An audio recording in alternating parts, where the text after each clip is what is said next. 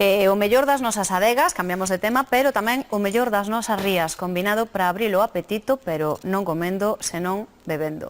Cun dos finalistas do último Campeonato Galego de Coctelería 2012, dentro do restaurante Calderón de Compostela, aprendemos a facer un cóctel ben diferente, un grolo seco das nosas rías altas, con todo o olor e con todo o sabor a marea baixa. Bueno, desde Calderón, na apertura da terraza, vamos a apostar por unha sección de cócteles, de coctelería, de tragos personales, diseñados aquí. Aparte de que preparamos uns gin tonics fantásticos e todo o que sea rama de alcoholes, pero vamos a volcarnos moito no cóctel personal noso, o sea, ideado por nós. Porque contamos con Javier Cancela, que foi o premio de fai unha semana ao mellor cóctel elaborado. Entonces, vamos a aproveitarnos del realmente, facer que os nosos clientes disfruten dese tipo de cócteles personales. E para iso nada mellor que ver facer aquí no Calderón Compostelán de mans dun barman finalista no último concurso nacional de coctelería.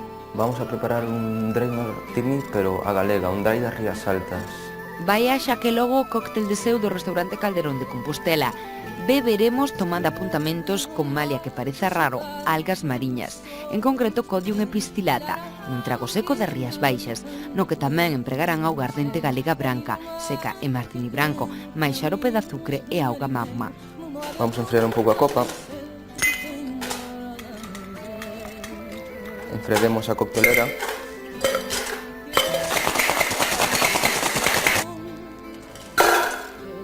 Un pouco xarabe de azúcar. Vermú blanco seco, aguardente blanca e codium licuado.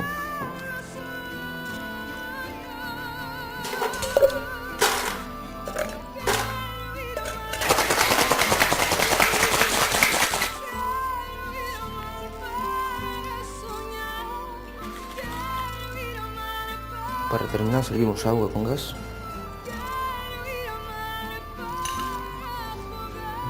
Estaría terminado e listo para disfrutar. A decoración é un elemento máis a disfrutar no cóctel, porque é unha pipeta que hai que ir tomando según bebemos o cóctel, que leva alga pistillata e codium. Para se cabe intensificar non só o olor, senón tamén o sabor a marea baixa, irase dosificando o líquido na pipeta, que neste caso non é decorativa, un licuado de novo de algas galegas, de codium e de pistillata. O apetito nos vai a axudar a disfrutar do que vayamos a comer.